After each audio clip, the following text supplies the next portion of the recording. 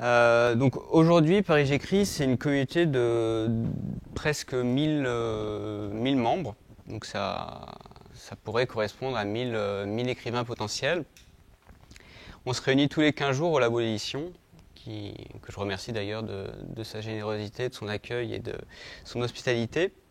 Et je suis sûr que dans la salle, il y a autant de sensibilités différentes que de personnes. Et c'est une bonne chose parce que c'est ce qui fait la richesse d'une littérature. Et on va voir ce soir comment chacun d'entre vous peut exprimer votre sensibilité d'une manière singulière pour en faire un livre ou de manière générale une œuvre artistique. Pour ceux qui ne me connaissent pas encore, je m'appelle Thibaut Malfoy, j'ai publié à 29 ans mon premier roman chez Grasset. Et je suis bien placé pour vous dire que c'est une galère sans nom d'écrire un livre. C'est une sorte de labyrinthe dans lequel on se perd, dans lequel on se retrouve et on se repère de nouveau. Et c'est une bonne chose en fait, parce que plus j'écris, plus je me rends compte que pour progresser, il faut se planter.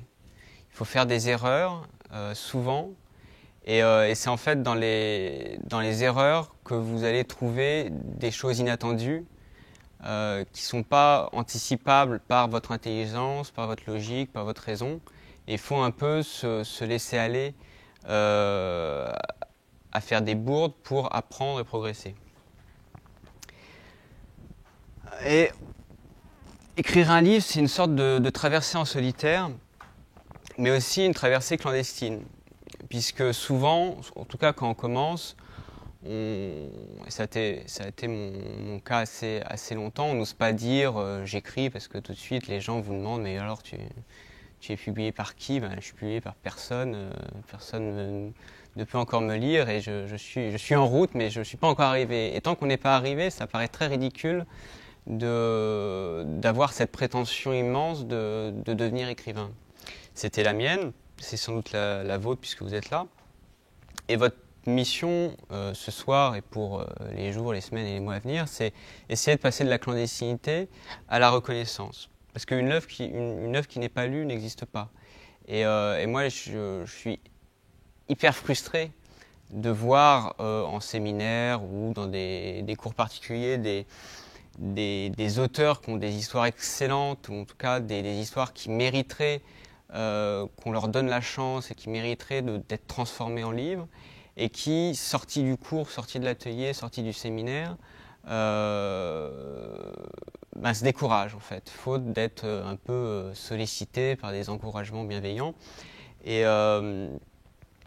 moi, ma mission, c'est de vous aider à franchir ce seuil, traverser le miroir pour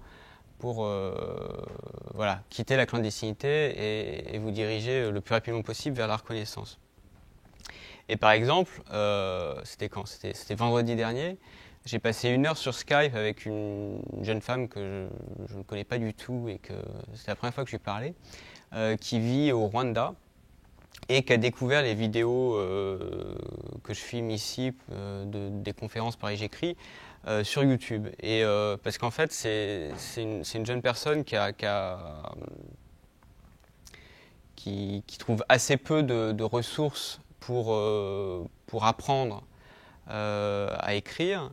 Et c'est comme ça qu'elle est arrivée sur YouTube et qu'elle a vu un type parler de littérature sans s'arrêter. Et voilà, j'ai lu un peu de son texte et on a fait un retour argumenté, critique. Et c'est déjà un bon signe parce qu'elle écrit moins de clichés que moi quand je commençais, donc c'est plutôt très encourageant. Et en fait, cette personne, pour moi, c'est un peu un symbole de l'aspirant écrivain qui a beaucoup de bonne volonté, qui a une sorte de talent en gestation, qui a encore besoin de mûrir, mais qui est déjà là, et qui, sans encouragement et sans bienveillance, risque pas de se scléroser, mais de ne pas avoir le courage de tenter le livre et de tenter de mettre une forme à son talent. Et moi, c'est un peu mon ambition et Et ma mission ce soir, les mardis soirs en général et dans ma formation, de transformer des aspirants écrivains en écrivains qui publient, qui sont contents et qui vivent leur vie d'écrivain. Un autre exemple qui me tient à cœur, c'est l'exemple de Julius Yego, je ne sais pas si vous le connaissez, qui est champion du monde du lancer de javelot. C'est ma grande passion depuis cet été. Et en fait, qui a gagné la médaille d'argent au JO de Rio, et en fait, il a appris sur Internet, sur YouTube, en regardant des vidéos d'autres athlètes lançant le javelot. Et il a grandi au Kenya, et à 10 ans, il fabriquait ses propres javelots pour s'entraîner, parce qu'il n'y avait ni entraîneur, ni matériel, ni enseignement, rien du tout, et il était livré à lui-même. Et grâce à des vidéos comme ça aperçues dans des cybercafés, il a réussi à se former tout seul et à devenir ce qu'il est, quoi, champion du monde. C'est quand même pas mal comme parcours, et je trouve ça très inspirant pour des gens comme vous qui n'avaient pas forcément l'habitude d'écrire, qui n'avaient pas forcément...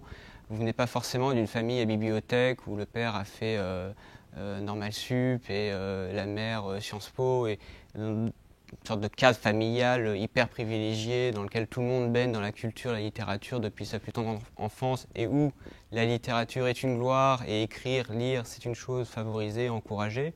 Et donc dans ce cas-là, forcément,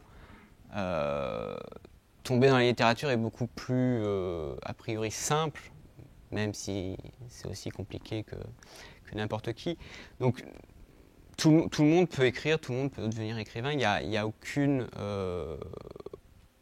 limite maintenant, d'autant plus que Internet nous permet de communiquer, d'échanger facilement.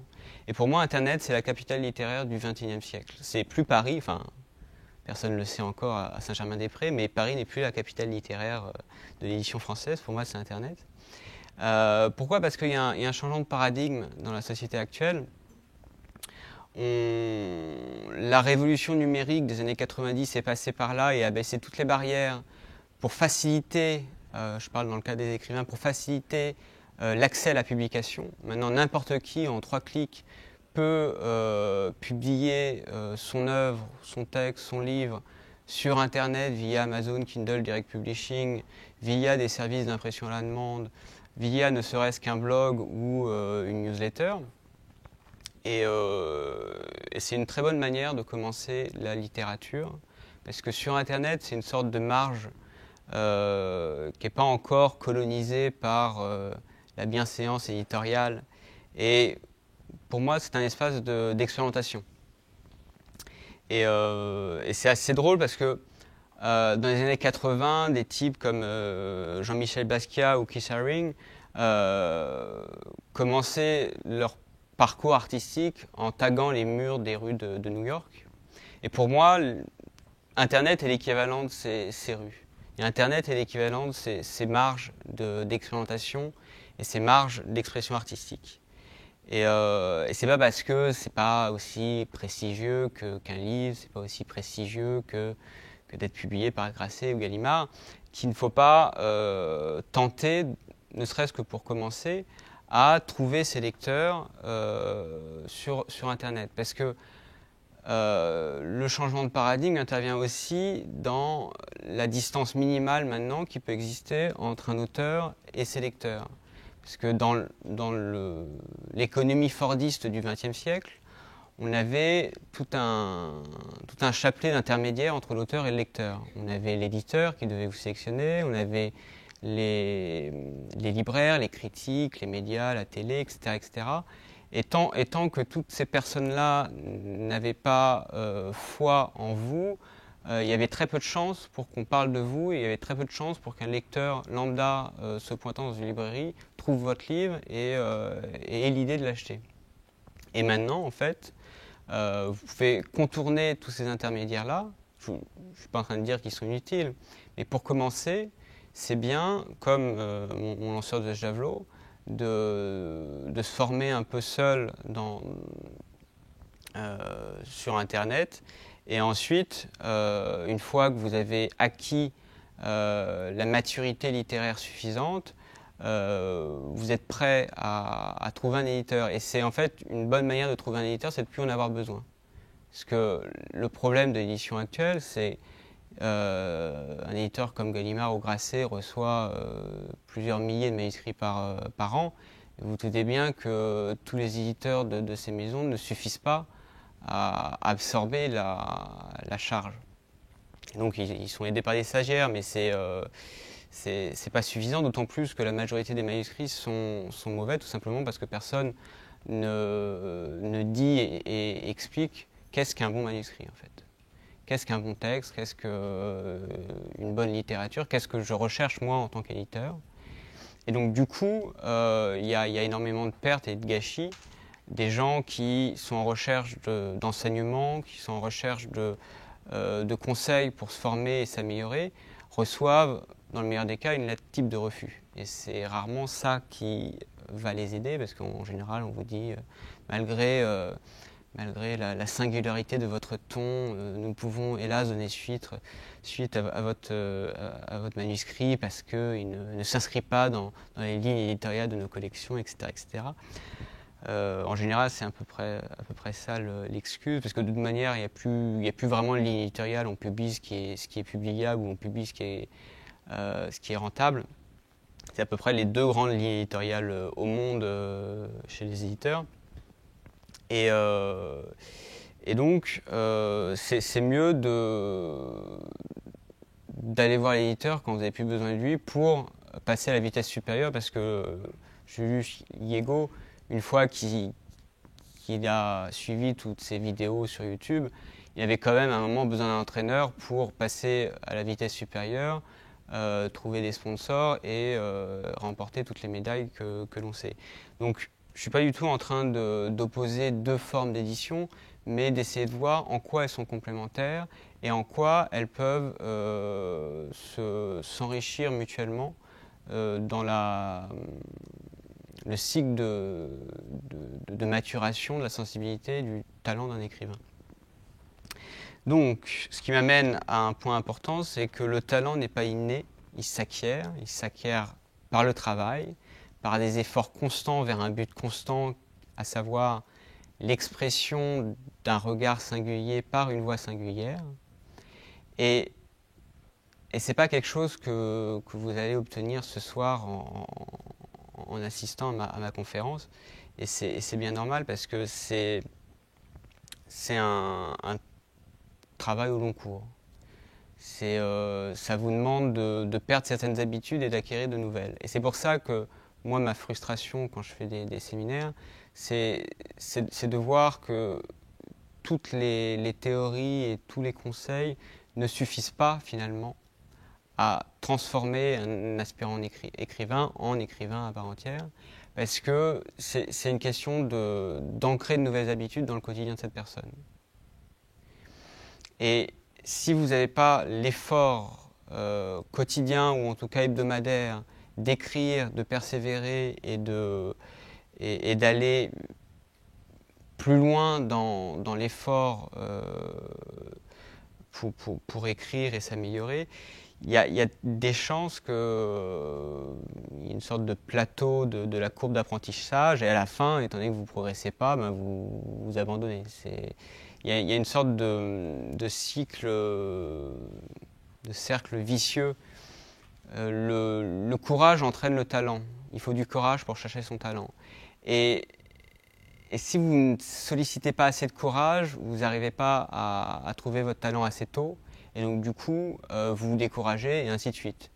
Et pour inverser le cercle, ça demande du temps, ça demande un accompagnement. Moi, c'est ce que je peux proposer. Et c'est vrai que écrire seul, même si c'est le lot de tout écrivain, quand on commence, c'est toujours dur. Parce qu'on ne sait pas par où commencer, parce qu'on se dit qu'on ne va pas y arriver, de toute manière on est nul, etc. etc. J'ai fait un atelier d'écriture en juin dernier, et à cette occasion, j'ai rencontré une personne qui n'avait jamais écrit sa vie un texte littéraire et qui voulait se lancer pour essayer. Et le résultat était pas mal du tout en fait, vraiment encourageant parce qu'il n'y avait pas énormément de clichés, l'histoire se tenait, elle ne prenait pas le lecteur pour un abruti et sous-titrait tous ces paragraphes d'explications inutiles. Donc c'était vraiment une belle découverte. Après, c'est une personne qui est en train de préparer la Greg. Donc c'est pas quelque chose que vous pouvez faire en dilettante et vous ne pouvez pas tout faire à un moment dans votre vie. Et je comprends tout à fait que aujourd'hui elle se focalise sur ses examens, qu'elle va bien sûr réussir avec insolence. Mais après, moi je serais ravi de retravailler avec elle pour voir où on peut la mener plus loin et voir voilà, quel genre de talent littéraire ça peut donner. Donc ça prend du temps, faut savoir quelles sont vos priorités dans la vie. Vous ne pouvez pas tout faire. Donc si vous voulez faire écrivain, acteur, metteur en scène, trader, il faut choisir à un moment. Voilà. Plus votre famille, donc choisissez votre famille et votre passion et essayez de trouver un rapport de rentabilité entre votre passion et votre travail et voilà, essayez de faire quelque chose comme ça. Mais faut choisir. Et hélas, ça paraît évident, mais une passion, ça prend du temps pour se développer et pour s'exprimer. Et si vous êtes trop dilettante dans votre engagement par rapport à cette passion, bah vous resterez toujours au même niveau qui est en général moyen. Et c'est normal. Moi, quand j'ai commencé, c'était moyen, voire terriblement nul par moment. Je l'avoue devant la caméra. Et c'est tout à fait normal. Donc pour commencer, il faut un peu essayer de changer son état d'esprit et d'adopter ce que j'appelle une pensée divergente, d'ouvrir un peu les portes de la perception, pour reprendre un livre, le titre d'un livre de Aldous Huxley. Qu'est-ce que la pensée divergente? Il faut vous imaginer comme une araignée au centre de sa toile et essayer de récolter des sensations, des idées, des sentiments et essayer de trouver des rapports nouveaux entre tout ça pour créer des images et pour créer comme ça quelque chose d'inédit et quelque chose qui donne envie d'être lu et qui donne surtout envie d'être écrit. Parce que l'imagination, avant tout, fonctionne par association d'idées. Il y a telle personne qui me rappelle tel souvenir d'enfance ou telle atmosphère, telle température, telle odeur, telle couleur qui tout d'un coup me plonge dans un souvenir que je ne savais même pas posséder, oublié depuis 20 ans. Et tout d'un coup, je commence à créer une chaîne d'événements, de sensations, d'impressions qui va me permettre de formuler un regard sur la condition humaine, sur une expérience d'une sensibilité humaine. Et c'est ça en fait la littérature. C'est pas quelque chose de très compliqué finalement. Et beaucoup de personnes ont peur de se lancer là-dedans parce que elles pensent que c'est très compliqué, parce qu'elles pensent avec leur intelligence avant de penser avec leur sensibilité. Et alors, c'est un de mes travers, donc je vous comprends tout à fait. L'intelligence vient plus tard. Mais avant, il faut laisser votre sensibilité un peu vagabonder pour récolter des trésors que ensuite l'intelligence va pouvoir organiser en un tout cohérent et une histoire qui a un semblant de sens et qui se tient. Et c'est pour ça qu'il ne faut pas converger trop tôt. Et moi, je me rends compte, plus j'écris et plus je bloque par moment, que dès que je bloque, je cherche à refermer trop tôt ma sensibilité, mon imagination, et à essayer de trouver tout de suite un sens, une cohérence dans ce chaos qui est toute imagination. Et si vous n'avez pas le chaos, trouvez un autre travail. Et je me rends compte qu'en fait, dès que je commence à me solidifier, à avoir une crampe autour de cette peur de est-ce que ça a un sens, est-ce que c'est cohérent, est-ce que c'est bien écrit. Une bonne méthode pour dépasser cette crampe, c'est d'accélérer. C'est de se dire, bon, peu importe, j'avance, j'écris n'importe quoi, je ne regarde pas, je continue. Et ensuite, après, le lendemain ou un peu plus tard, vous revenez dessus et vous vous dites, ah oui, en effet, c'est vraiment n'importe quoi. Ou vous dites, ah oui, pas mal cette image, cette idée, on va peut-être pouvoir développer ça et aller dans une direction complètement inattendue. Et peut-être que c'est ça l'histoire de ce chapitre. Et le problème de beaucoup de personnes et le problème de beaucoup de méthodes d'enseignement de la création littéraire ou de l'écriture scénaristique, c'est qu'on donne les méthodes de convergence avant de donner les méthodes de divergence. Et ça a été, quand j'ai commencé à accompagner des aspirants écrivains, ça a été aussi mon erreur, c'est que la technique est très rassurante. Alors on vous explique Aristote, la dramatisation, etc. etc. C'est très bien et il a fait un très beau travail là-dessus, je ne suis pas en train de dénigrer Aristote. Mais ça arrive après. Ça n'explique pas comment on trouve des métaphores splendides, comment on trouve des personnages intéressants, sensibles, bien sentis. Et ça c'est un truc de ressenti qui met beaucoup de temps à devenir un réflexe. C'est pour ça que je parlais d'habitude à ancrer dans le quotidien. C'est que écrire, c'est un peu métamorphoser sa sensibilité et essayer de voir les choses différemment. Et si et au début, on commence tous au même niveau et on commence tous avec une sensibilité moyenne. Mais si vous ne faites pas l'effort au quotidien de la travailler, cette sensibilité, eh ben, elle va pas se développer. Donc, ne convergez pas trop tôt, accélérez un maximum, et ensuite, retravaillez vos textes avec un esprit critique. Et c'est là où tout ce que je peux dire sur les clichés, sur les explications inutiles, sur les règles de dramaturgie classique ont leur intérêt. Mais seulement à ce moment-là. Détendez-vous. C'est un des meilleurs conseils que mon éditeur m'ait donné. Parce que j'étais très stressé comme tout jeune auteur.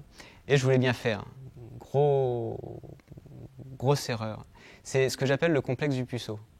C'est voilà, on manque d'expérience et soit on veut trop bien faire et donc du coup on foire tout. On essaye de faire des métaphores et ça ressemble à rien à la fin. Soit encore pire, on ne tente rien parce qu'on a peur de l'échec. Et donc du coup, il faut essayer de perdre le contrôle qu'on veut à tout prix avoir sur tout ce qu'on entreprend. Parce qu'on nous a appris qu'il fallait faire des choses bien, qu'il ne fallait pas se tromper, qu'il ne fallait pas faire d'erreurs. Mais si vous ne faites pas d'erreurs, vous n'apprendrez jamais. Voilà un peu le paradoxe. Et en termes de travail de sa sensibilité, il y a aussi une sorte de lieu commun de développement personnel qui voudrait que pour devenir adulte, il faut s'endurcir parce que la vie est dure, vous comprenez. Et le problème, c'est qu'en s'endurcissant, on perd l'interface sensible qui nous permet d'avoir ce regard sur le monde qui fait notre valeur en tant qu'écrivain. Donc, ne vous endurcissez pas, soyez c'est le titre d'un roman de William Burroughs, une machine molle, à savoir une sorte d'outil de captation de la réalité, hypersensible, peut-être un peu trop sensible par moment, et c'est pour ça que les écrivains sont des personnes délicates à gérer pour un éditeur, c'est qu'ils ont parfois des égos impossibles. Mais c'est aussi ça qui fait leur valeur. Et pour qu'il y ait autre chose que des écrivains narcissiques et égocentriques qui réussissent dans la littérature, ayez confiance en vous. Ça a été une de mes découvertes récemment.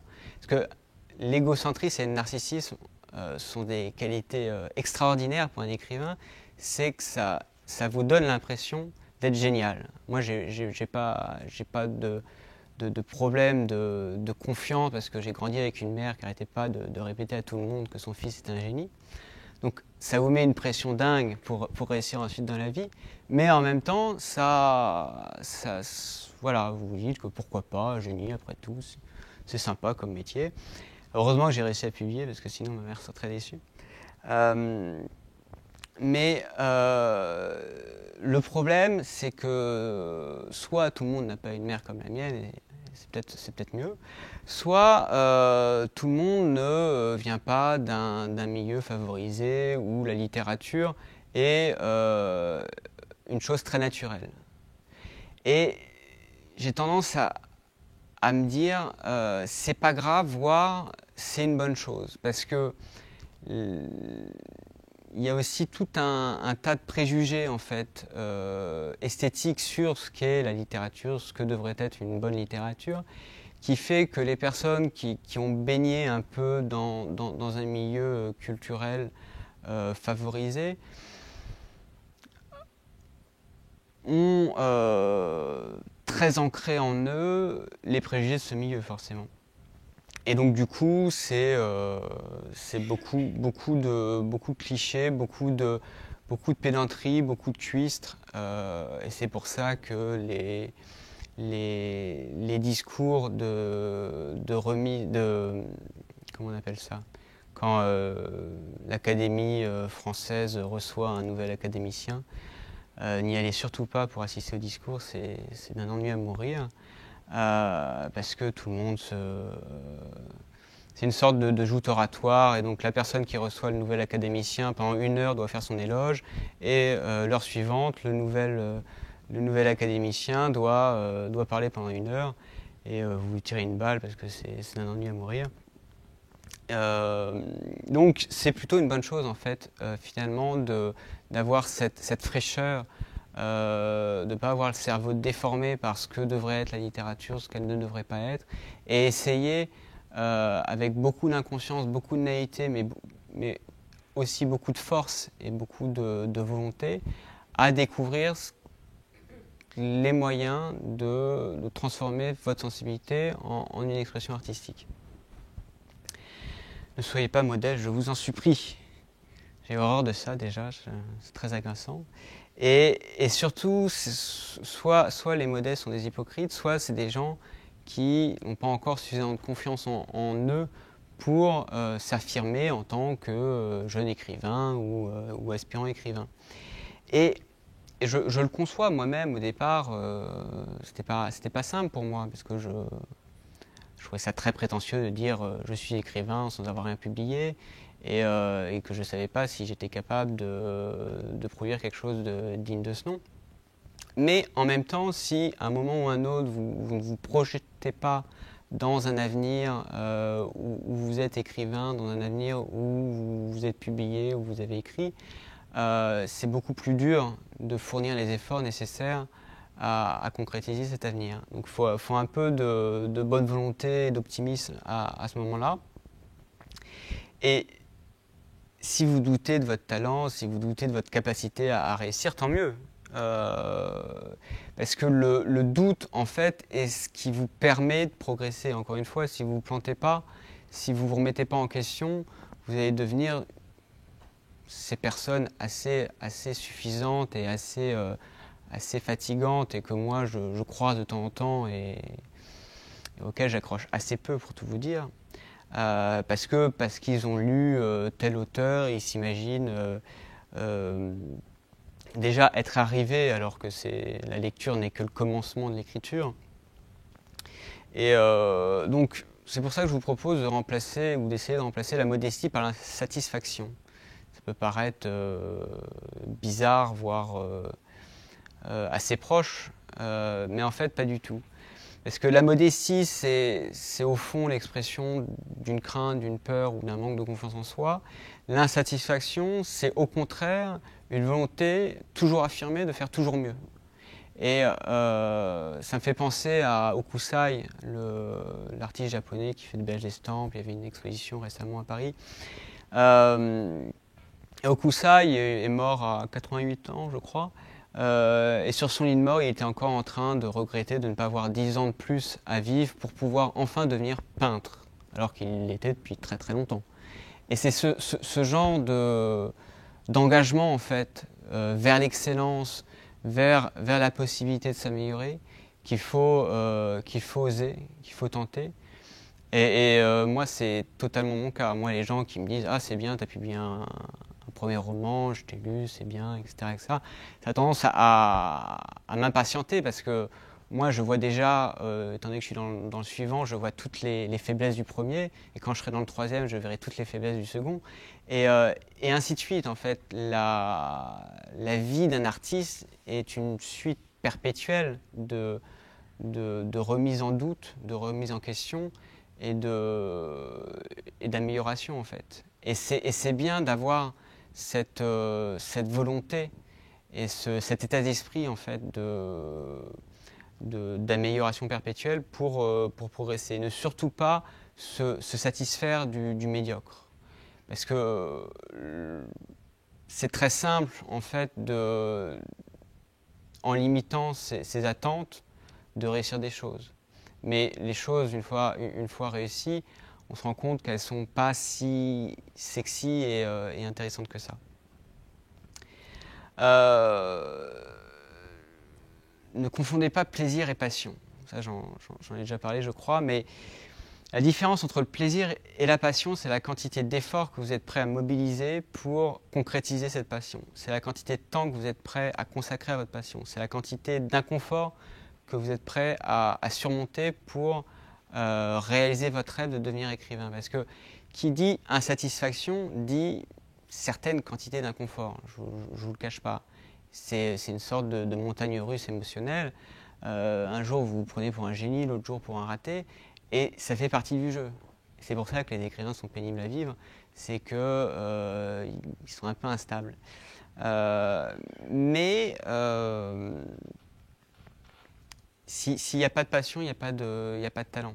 Je suis désolé de vous l'apprendre. Et beaucoup, à ce niveau-là, manquent de sérieux. Moi, je vois beaucoup de personnes qui considèrent à ce moment-là de leur vie, qui considèrent la littérature comme un hobby, quelque chose de bien, ou alors c'est quelque chose de chic, c'est encore pire.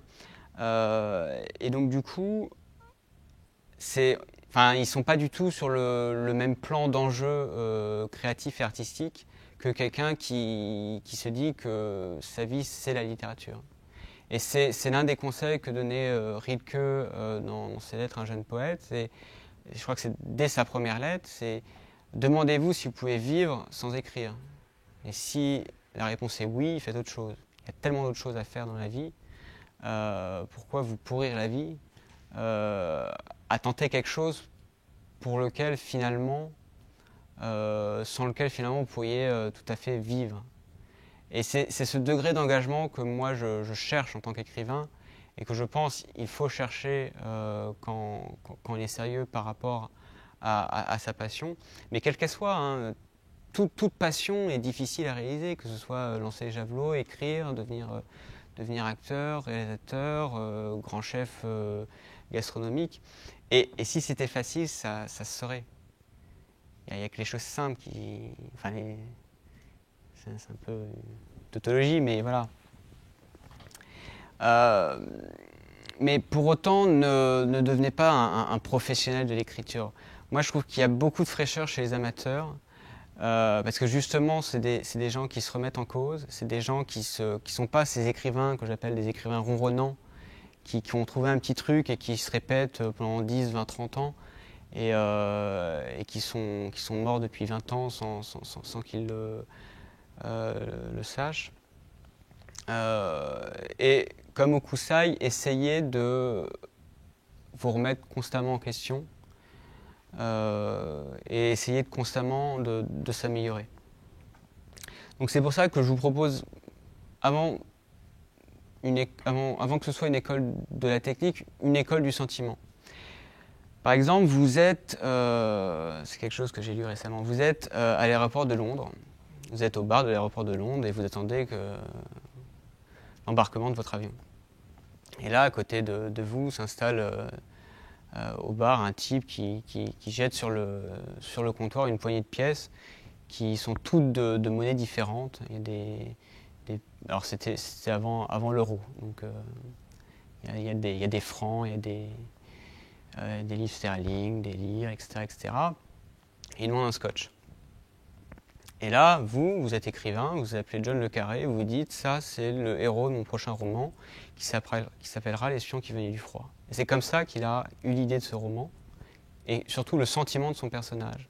D'un personnage qui était un peu au bout du rouleau, qui jette une poignée de pièces sur le comptoir et qui demande un scotch, comme il pourrait demander n'importe quel alcool, du moment que c'est de l'alcool. Et le fait que c'est des pièces comme ça de plein de monnaies différentes, signale plein de choses à la curiosité de l'écrivain. Ça signale que c'est quelqu'un qui voyage, ça signale que c'est quelqu'un qui est peut-être en relation diplomatique avec plein de pays, un agent secret, ceci, cela. Et à partir de ce moment-là, l'imagination est déjà en train de fonctionner. On cherche d'où il vient, qu'est-ce qu'il fait, est-ce qu'il est marié, est-ce qu'il n'est pas marié. Et c'est comme ça en fait qu'on construit un personnage, qu'on construit une histoire. C'est pas en adaptant sur une page blanche des règles techniques qui ne doivent intervenir que plus tard quand les trouvailles de la sensibilité sont là et qu'il faut un peu les dégager de la gangue qui les empêche de briller pleinement.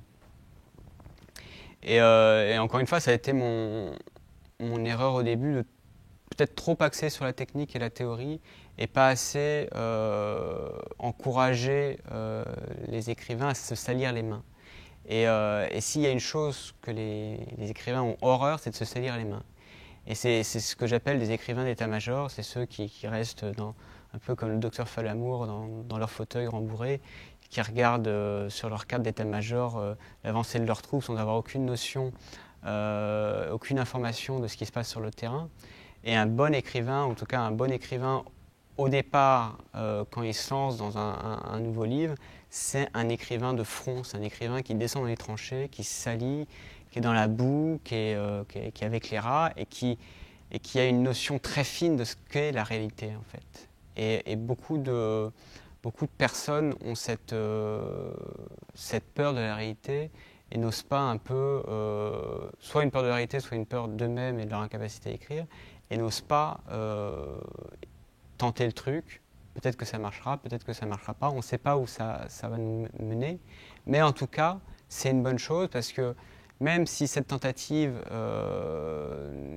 ne se solde pas par un franc succès, en chemin, vous aurez appris comment construire un personnage, comment chercher des indices, des signes, un peu à amalgamer des signes qui viennent de plein de zones différentes de la réalité, de plein de personnes différentes, pour créer un personnage riche, intéressant, et auquel le lecteur va pouvoir s'attacher tout au long du roman. Et ça, c'est encore une fois, c'est quelque chose qui s'apprend sur le long terme, qui demande du temps. Vous n'allez pas devenir une machine hypersensible du jour au lendemain. C'est progressif. Au début, ça demande un peu de bonne volonté. Et au final, ça va se transformer en jeu. Et moi, toute ma journée, je suis en mode écrivain et je vois plein de trucs intéressants et je les stocke comme ça dans ma mémoire pour d'autres projets ou pour le projet en cours. Et je me dis, ça, c'est une très bonne idée de personnage. Ça, c'est une anecdote ou une situation problématique qui pourrait être le déclencheur d'une histoire, etc., etc. Et c'est en ayant ce mode de pensée très intuitif, une sorte de réflexe en fait, qu'ensuite l'écriture est beaucoup plus souple et beaucoup plus facile, beaucoup plus spontanée. Mais bien sûr, au début, c'est un peu long. Vous avez une courbe en S, une courbe d'apprentissage en S, et au début, c'est très, très, très, très, très lent. Puis après, ça s'accélère. Et moi, c'est aussi pour ça que je fais, c'est pour aider les personnes qui sont dans la phase lente d'apprentissage, pour qu'elles ne se découragent pas et qu'elles accélèrent le plus rapidement possible. Et j'ai enfin trouvé 2 mots pour décrire ma méthode, ce que j'appelle la bienveillance contradictoire. Parce que si vous dites à quelqu'un détendez-vous, il y a de fortes chances que ça ne marche pas. Et si vous l'accompagnez avec à la fois beaucoup de bienveillance et beaucoup d'esprit critique, et de plaisir à la contredire, à essayer de voir, oui mais alors là, tu as écrit ça, moi ça me fait penser à ça, qu'est-ce que tu en penses, etc., etc. C'est comme ça qu'on avance en fait. C'est à chaque mot, à chaque phrase, essayer de voir quelles sont les possibilités ouvertes, quelles sont les impasses, et proposer autant de pistes qu'on en supprime finalement. Et à la fin, c'est à l'auteur dans cet éventail de trouver sa voie avec mon aide, une sorte de guide. Mais sans bienveillance, c'est très dur parce que, encore une fois, je reviens à mon idée de confiance en soi.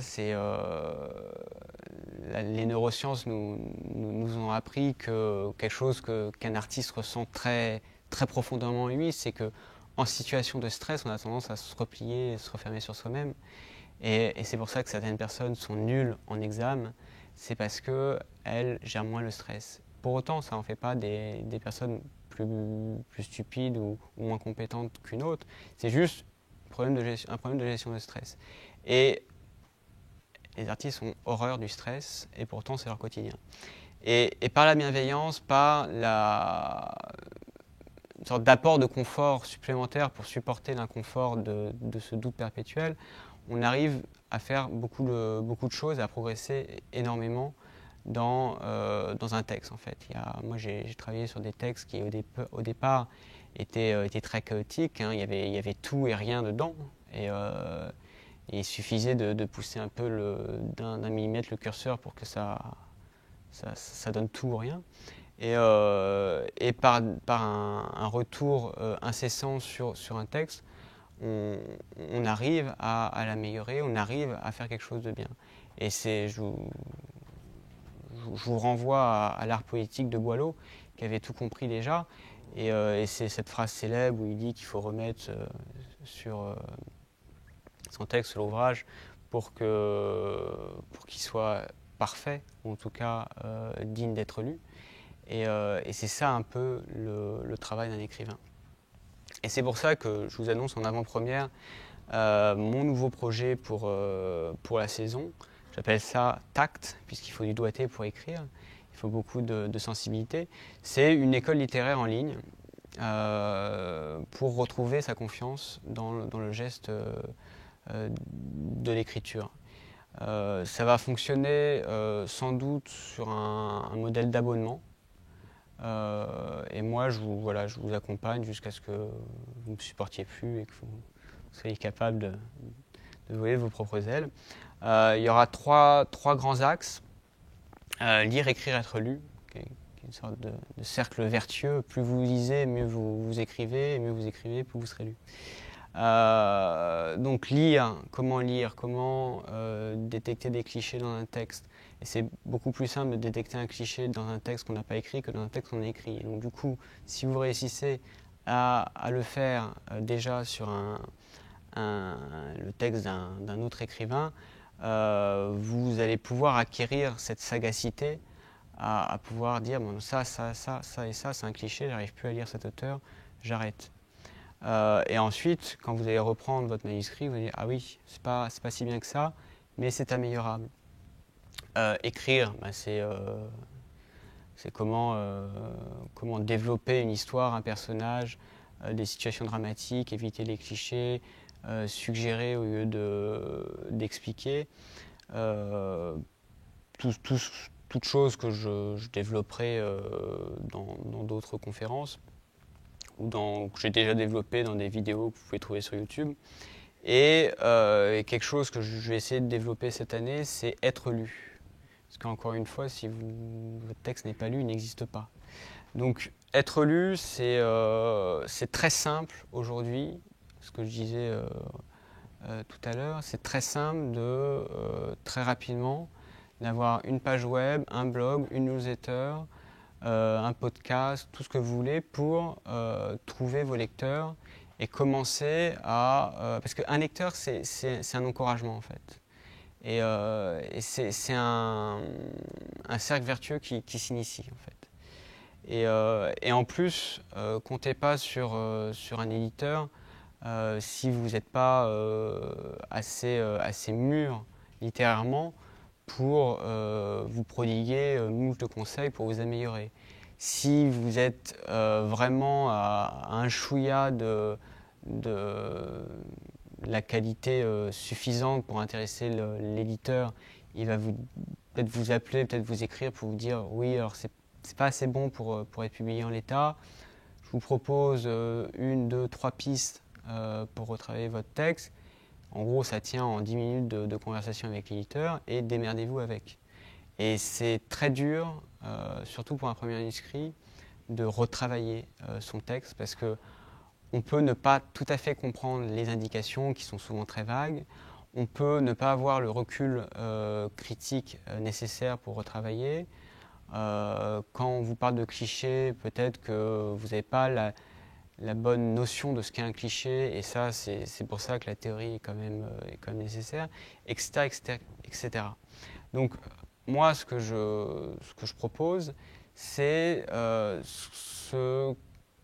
pourquoi les éditeurs n'ont plus le temps, à savoir aider les écrivains à mûrir jusqu'à ce qu'il n'ait plus besoin d'éditeurs. Et alors là, tout le monde va vous appeler pour vous publier. Et ça, c'est une très bonne chose. Il faut essayer, autant que faire se peut, d'inverser le rapport de force. Quand vous êtes un jeune écrivain, que vous n'avez rien publié, vous n'existez pas. Et personne ne va se bousculer pour vous publier. Mais si vous, si vous savez écrire suffisamment bien pour intéresser un éditeur, si vous êtes connu sur Internet, si vous avez 1000, 10 000, 100 000 abonnés à votre newsletter ou à votre blog, ça, c'est une force de pression. Et l'autre facette, en plus de la transmission d'expérience et de connaissances, et de techniques et de savoir-faire, c'est ce que j'appelle le compagnonnage. C'est un peu ma réponse à ma frustration de voir des gens avec des histoires passionnantes se décourager et perdre confiance en eux en quittant mon séminaire. Et donc, ça sera toutes les semaines ou toutes les 2 semaines un point, un avis critique sur l'état d'avancement de leur manuscrit, des pistes, des discussions téléphoniques sur Skype, tout ce que vous voulez. Il y a 1000 outils technologiques pour garder contact en fait. Donc voilà un peu mes grandes idées pour cette saison de 2016-2017. Vous pouvez vous préinscrire sur tact.online. C'est gratuit, sans engagement. Comme pour l'instant, c'est pas encore tout à fait prêt. C'est juste que si vous mettez votre adresse email maintenant, vous bénéficierez d'un tarif préférentiel quand le service va se lancer. Voilà, je vous remercie.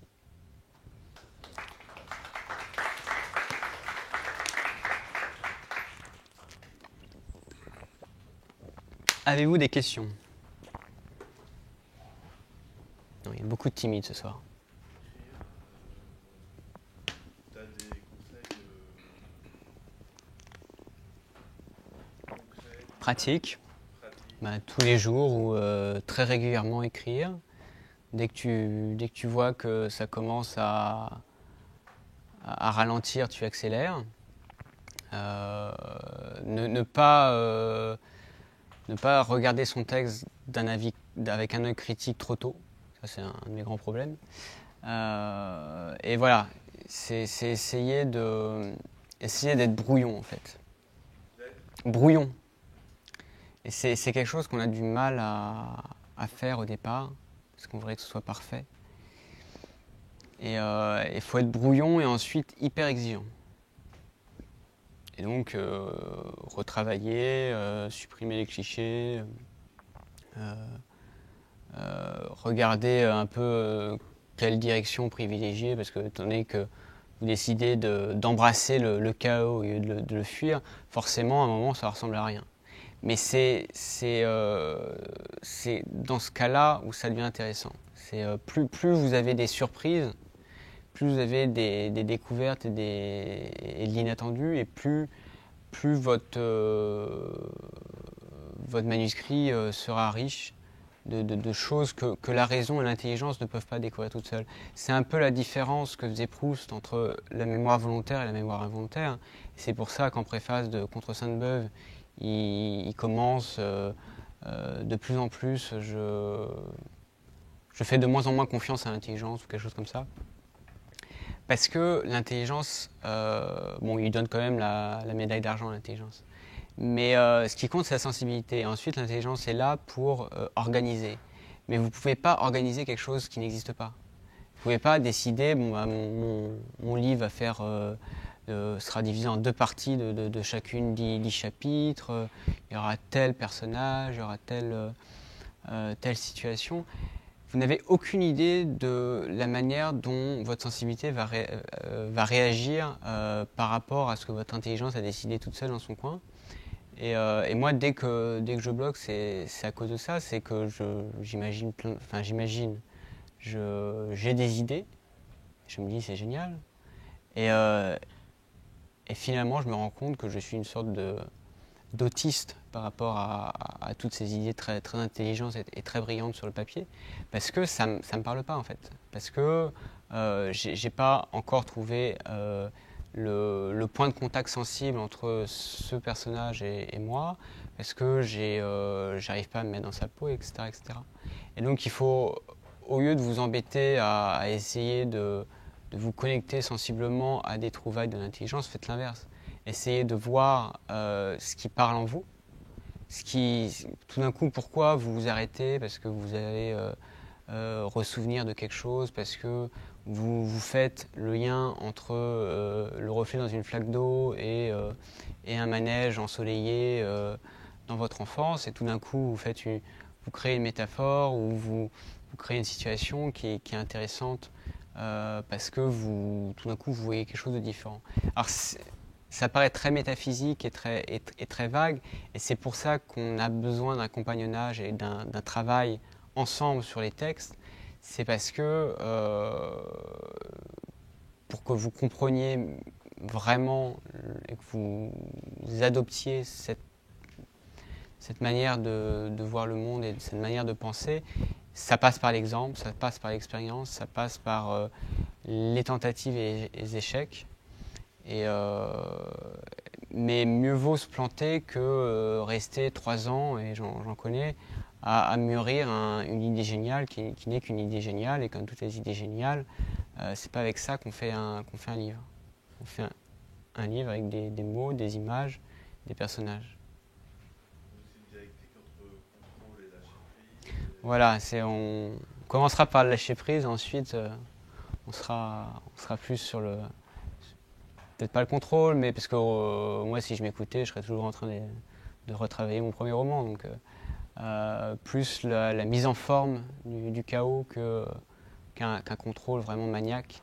Est-ce qu'il y a une différence entre les complications et la complexité? La complexité, c'est savoir prendre une décision dans un environnement ambigu et incertain, qui est l'environnement d'un écrivain ou de tout artiste. C'est comment faire pour m'orienter dans le labyrinthe en ayant une vue incomplète du labyrinthe, en ayant très peu d'informations, et pourtant il faut que j'avance, parce que si j'avance pas, je n'écris pas. Et beaucoup de personnes veulent avoir l'assurance avant de rentrer dans le labyrinthe, d'avoir le plan, de savoir comment ça va se passer, comment ils vont ressortir, où ils vont ressortir, qui ne vont pas avoir de bobo, rien du tout.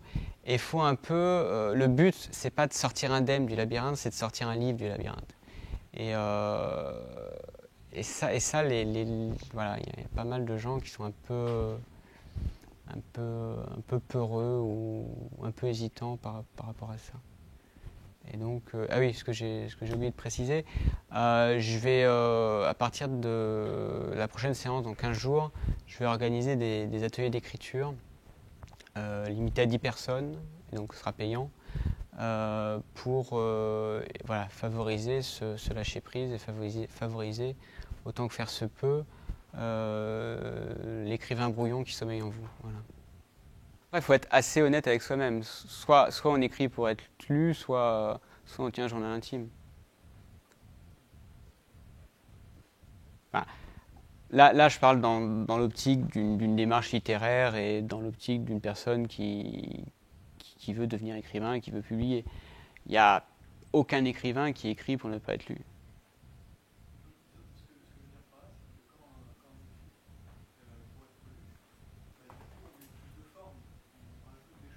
Oui.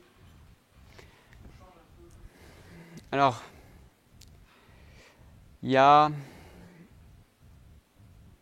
une, voilà, il y a une réponse en deux temps à cette question. Est-ce que écrire pour être lu ne freine pas le processus créatif ou le pervertit pas? Je pense que c'est bien d'écrire dans l'optique d'être lu parce que ça vous force à penser en dehors de votre imagination. Parce que le problème, c'est que vous avez une imagination foisonnante et que vous voyez plein de choses dans votre tête, mais le lecteur n'est pas dans votre tête. Et le lecteur, pour imaginer vos personnages, n'a que ce que vous avez mis sur la page pour se le représenter. Et c'est une bonne chose de se dire, alors ça c'est peut-être dans la phase de travail critique et de convergence, de se dire, est-ce qu'il va comprendre, est-ce que je lui donne les bons indices et seulement les bons indices pour que son imagination travaille à fond. Mais je ne vous demande pas non plus d'imaginer un lecteur en chair et en os. Hein. Ça, je pense que c'est une mauvaise idée. Si vous commencez à vous demander qu'est-ce que ma mère va penser de ce que je suis en train d'écrire, en effet, ça peut vous inhiber ou vous censurer. Écrire, c'est un peu se mettre à poil. Donc il faut avoir cette impudeur nécessaire et minimale pour réussir. Voilà. Donc, penser au lecteur en ce sens, il faut que le texte soit compréhensible. Si le texte est une sorte d'amalgame de phrases qui n'ont aucun sens, ce sera pénible à lire et il y a de fortes chances que ça ne veuille rien dire. Mais garder quand même une certaine distance par rapport au lecteur et lui laisser sa part du travail, mais garder la vôtre. Quoi. Il y avait une question par là, je crois. Alors, ce sera ici, les ateliers d'écriture, ce sera ici, ce sera 2 heures, de 19h à 21h, et ce sera pour se salir les mains. Donc, ce sera suffisamment d'instructions pour contraindre l'imagination, mais pas trop non plus pour pas l'inhiber. Et il faut que ça sera très rapide. Ça sera une demi-heure, 1 heure max d'écriture pour, d'une part, vous empêcher de vouloir faire un truc parfait en si peu de temps, ce qui est impossible, mais en même temps, vous forcez à écrire, vous forcez à avoir ce rythme, cette vélocité, et ensuite, dans le temps qui reste, on examine tous ensemble les propositions de chacun, et on critique, on corrige, on propose des pistes d'amélioration. C'est comme ça que ça fonctionne. Et tu lances des thèmes ou Ça sera... c'est Non, pour justement, conserver la fraîcheur de la personne qui se lance sur une contrainte donnée dans un temps donné, ça ne sera pas en rapport avec les projets de chacun, ça ne sera pas en rapport avec quoi que ce soit. Il faudra que ce soit découvert au moment de l'atelier. Ça sera soit des choses qui m'agacent quand je lis un manuscrit, à savoir l'incompréhension qu'ont la plupart des gens du rôle d'un dialogue dans un texte de prose, par exemple. Ça, c'est un grand atelier que je prévois. Un atelier cliché, un atelier... Alors voilà, une approche technique, point par point, des faiblesses récurrentes que je trouve dans les manuscrits qu'on m'adresse, et quelque chose de plus des situations, peut-être une approche un peu plus, ce que j'appelle sentimentale ou sensible. C'est voilà, je vous donne tel personnage, tel contexte. Il faut qu'il y ait un échange. Imaginez la suite, quoi. Voilà. Voilà. Oui. Oui, dans ce qui est dit tout à l'heure, est-ce qu'on ne peut pas imaginer, dans un premier temps, d'écrire pour soi, et ensuite de retravailler le document et d'essayer d'instruire le lecteur? Mais qu'est-ce que écrire pour soi? Qu'est-ce que vous mettez? De ne pas essayer d'imaginer qu'il y a un lecteur qui est derrière, mais qu'on va sortir des informations comme ça, on va les écrire. Oui, oui.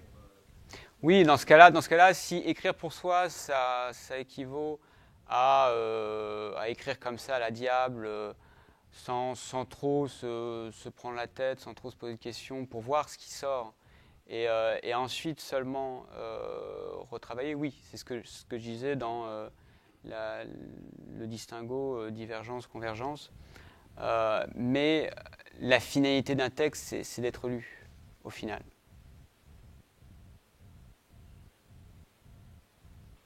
Voilà, une dernière question.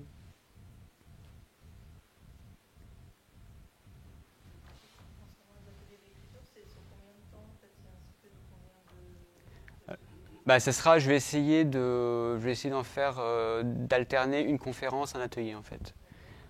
Au moins pendant tout l'automne et l'hiver. On verra ensuite si on continue. Donc voilà, là je vais annoncer dans les jours à venir le premier atelier dans 15 jours. La prochaine conférence sera du coup dans un mois. Voilà, si vous découvrez Paris j'écris, si vous êtes friand de théorie, allez sur la chaîne YouTube. Vous tapez formation écrire sur YouTube, vous trouverez facilement la chaîne. Voilà. Si vous avez des questions. Ouais. Voilà, c'est unitaire, vous venez quand vous voulez. De toute façon, il n'y a que 10 places disponibles par atelier, donc ce sera 50 €. Voilà, pour 2 heures.